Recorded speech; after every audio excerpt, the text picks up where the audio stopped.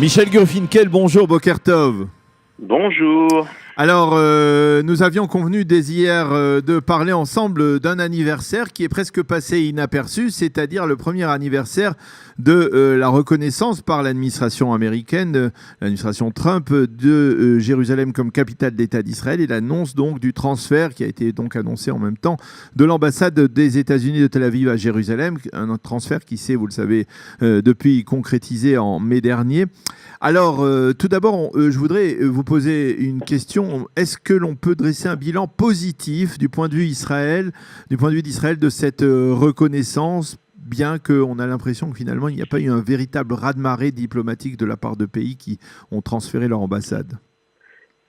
Je suis sûr que cette reconnaissance a eu un impact considérable, beaucoup plus grand que ce que l'on voit pour l'instant. Premièrement, nous constatons qu'il y a plusieurs pays importants qui sont en train de modifier ce qu'a pu être leur position traditionnelle sur Jérusalem. Le cas probablement le plus spectaculaire, c'est l'élection il y a 2 mois au Brésil d'un nouveau président qui, lui, s'est engagé exactement comme Trump et dans les mêmes termes à transférer son ambassade à Jérusalem. Et, il faut comprendre que le Brésil, c'est un pays extrêmement important dans le monde du XXIe siècle.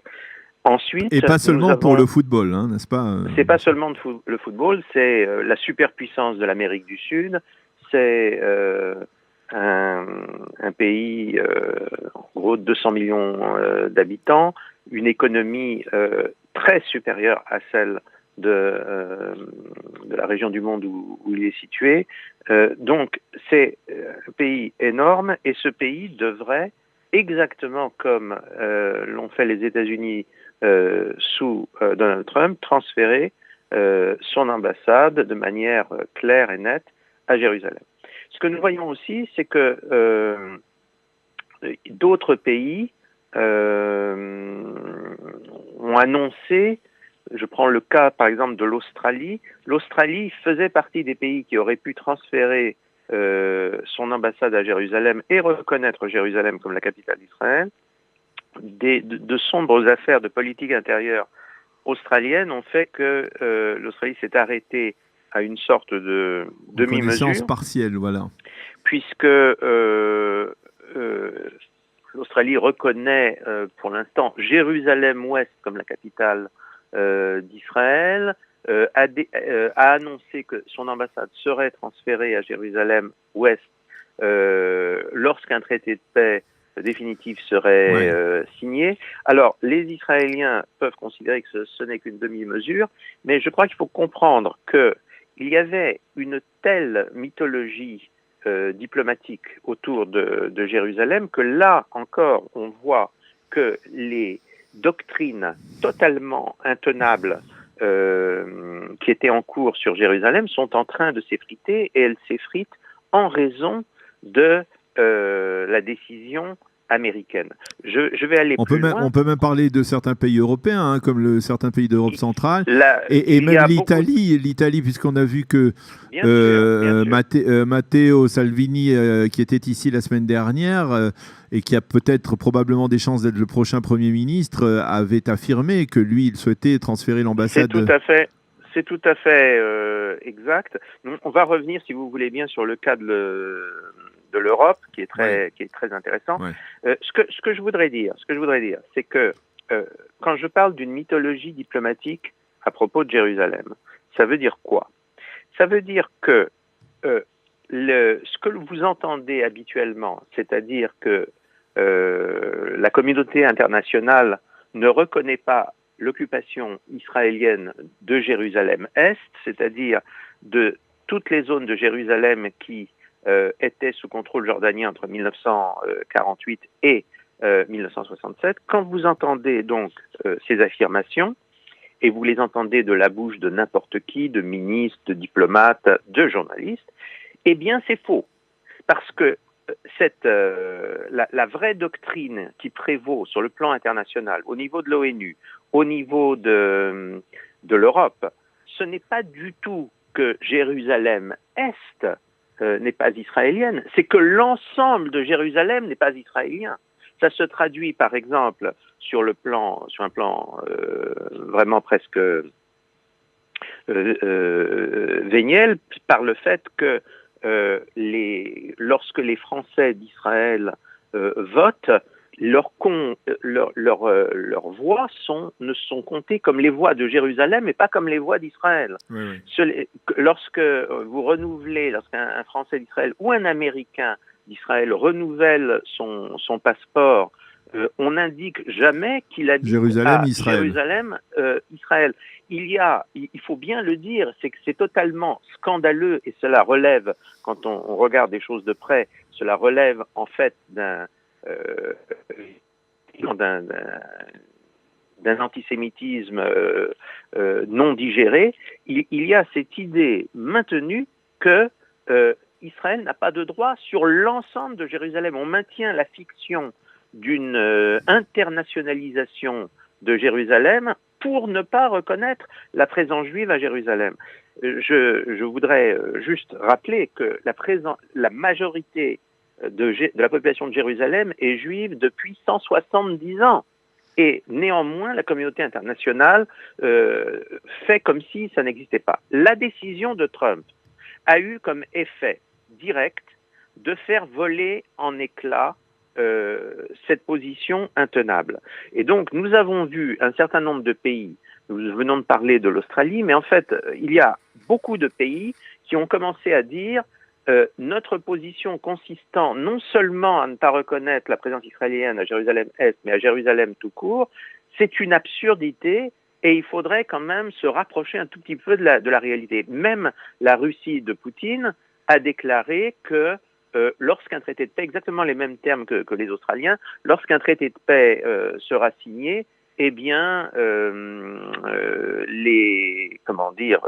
la Russie reconnaîtra Jérusalem-Ouest comme la capitale d'Israël. Ce n'est pas parfait, mais ça indique simplement que la doctrine qui était précédemment immuable, qui était gravée dans le bronze, ne tient plus, et elle ne tient plus grâce au coup de boutoir de Trump. Et lorsque nous entendons par ailleurs aussi des dirigeants arabes, je pense par exemple à ce que le royaume du Bahreïn, qui sert souvent un peu d'avant-coureur dans la région du Golfe au niveau des relations avec Israël, déclare lui aussi que il faut reconnaître Jérusalem, il n'y a rien de scandaleux et on ne trahit pas les droits des Palestiniens en reconnaissant Jérusalem-Ouest comme la capitale d'Israël. Encore une fois, ce n'est pas une victoire totale du point de vue israélien, mais c'est une victoire essentielle. Vous savez, il y a un grand écrivain de l'époque de la Révolution française qui s'appelait Antoine de Rivarol, qui, décrivant la Révolution française et décrivant la chute de la monarchie, a eu une phrase extraordinaire. Il a dit « Le premier coup de marteau que l'on donne à la statue d'un dieu, à une idole, frappe un dieu. Et le deuxième coup ne frappe plus que des morceaux de pierre. » C'est-à-dire qu'à partir du moment où une puissance telle que les États-Unis ont dit tout ce qu'on raconte sur Jérusalem et n'a aucun rapport avec la réalité, et les États-Unis ont décidé de ne plus en tenir compte, eh bien, cette doctrine, qui était autrefois comme une divinité, est en train de tomber comme un morceau de pierre. Alors, Michel, oui, c'est très intéressant ce que vous nous dites à propos donc, de Jérusalem, et donc il faudra mesurer, on va dire, les impacts de cette reconnaissance, pas sur une année, mais probablement sur plusieurs années, peut-être même plusieurs décennies. Et je voudrais vous demander de réagir aussi à un développement diplomatique qui est intervenu cette nuit avec une déclaration de Nikki Haley qui a pris congé du Conseil de sécurité de l'ONU, donc elle quitte l'ONU à la fin du mois, elle quitte son mandat, elle termine son mandat d'ambassadrice, et elle a déclaré Elle a parlé du plan de paix américain, dont on parle beaucoup, il faut le dire, depuis 2 ans, et qui pourrait être présenté dans les prochaines semaines. Il faut être prudent, là encore. Et elle a dit que ce plan reconnaîtrait la nécessité d'une présence juive en Judée et en Samarie, c'est-à-dire en Cisjordanie, dans les territoires qui ont été occupés ou libérés par Israël en 67. Et elle a insisté sur le fait que les Palestiniens, dans ce plan, recevront beaucoup, plus que les Israéliens, que Israël devra renoncer à une partie de Jérusalem pour y permettre l'installation d'une autorité palestinienne dans certains quartiers arabes, mais par contre resterait souverain sur le long de la vallée du Jourdain. Alors, c'est une déclaration, bien entendu, elle n'a pas révélé la teneur de l'intégralité de ce plan, mais ce sont déjà des informations que l'on avait déjà entendues. Est-ce que ce plan... Et alors, il faut le préciser, là-dessus, les Européens ont également réagi en affirmant que tout plan de paix qui ne reposerait pas sur la partition de Jérusalem et sur un retour aux frontières de juin 67 était voué à l'échec. Alors, comment vous réagissez à ces 2 développements diplomatiques de la nuit dernière ? Je vais commencer par l'Europe, si vous voulez. Oui, c'est toujours très intéressant, l'Europe. Bon, il faut savoir que l'Europe n'existe pas. Oui. Quand je dis que l'Europe n'existe pas, je suis absolument catégorique. Il y a un processus qu'on appelle la politique européenne commune. Cette politique européenne commune, en fait, n'existe pas parce que les grandes puissances européennes, chacune, ont leur politique étrangère qui n'est pas celle nécessairement de leurs voisins. Mais on s'est mis d'accord sur le fait qu'en théorie, les pays membres de l'Union européenne sont forcés d'appliquer une politique qui, soi-disant, a été définie à l'unanimité à un certain moment et qui est en quelque sorte maintenue, préservée, comme le feu sacré de Rome par les Vestales, par la haute bureaucratie de Bruxelles. Donc, la doctrine de l'Europe, c'est la doctrine complètement folle et à fort relent d'antisémitisme que je mentionnais il y a quelques instants. La réalité, c'est que les différents pays européens tiennent de moins en moins compte en pratique des décisions européennes. Vous savez que la réalité de l'Europe aujourd'hui, c'est une insurrection globale des Européens contre le système de Bruxelles, et pas seulement en Europe de l'Est, et pas seulement à l'extrême droite. Et donc, ce qu'il y a, c'est que les Européens continuent à dire cela jusqu'au jour où des Européens diront, un pays européen commencera à dire, écoutez, votre politique commune, bye bye. Voilà. Exactement la même chose. Il y a un point. Il y a beaucoup de choses qui pourraient être dites à ce sujet, mais je dirais simplement que le sentiment d'opacité, d'absurdité des politiques européennes, le sentiment d'une dépossession des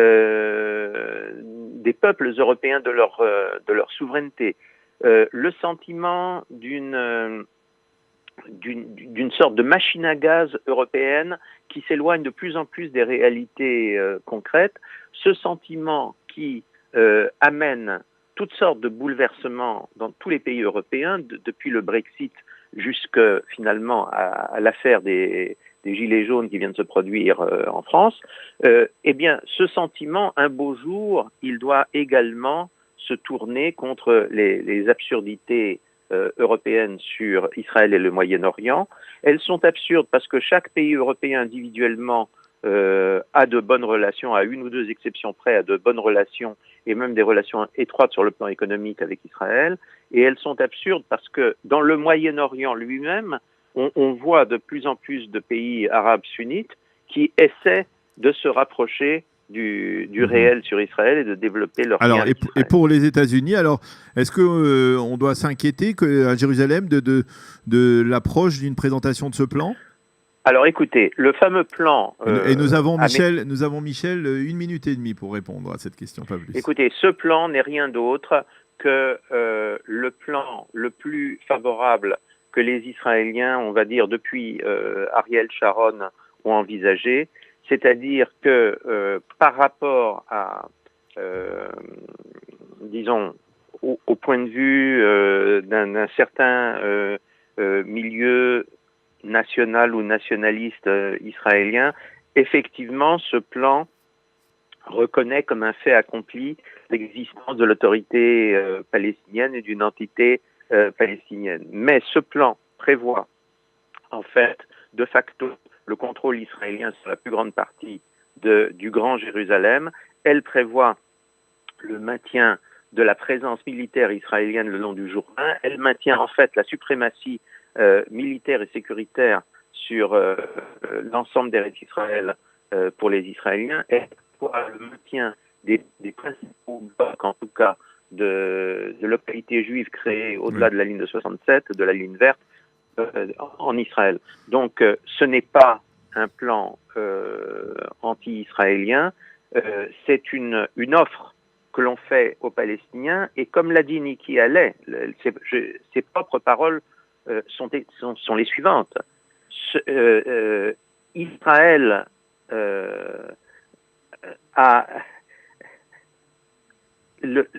la paix est importante pour Israël, un traité de paix avec les Palestiniens est important pour Israël, mais pas nécessaire. Alors que pour les Palestiniens, ce serait nécessaire. La balle est totalement dans le camp palestinien. La réalité que tout le monde sait, c'est que la direction palestinienne actuelle n'acceptera pas ce plan et que les successeurs éventuels de Abbas, nous savons que Abbas est vieux et en mauvaise santé, les successeurs éventuels d'Abbas, il est peu probable qu'ils soient capables de prendre des décisions importantes jusqu'à ce qu'ils aient consolidé sérieusement leur pouvoir. Mais bien, merci beaucoup Michel Gurfinkel de nous avoir éclairé donc sur cet anniversaire de la reconnaissance de Jérusalem par l'administration Trump et sur ces derniers développements de la nuit dernière sur le plan diplomatique. Merci d'avoir été avec nous et bonne journée. Shalom, shalom.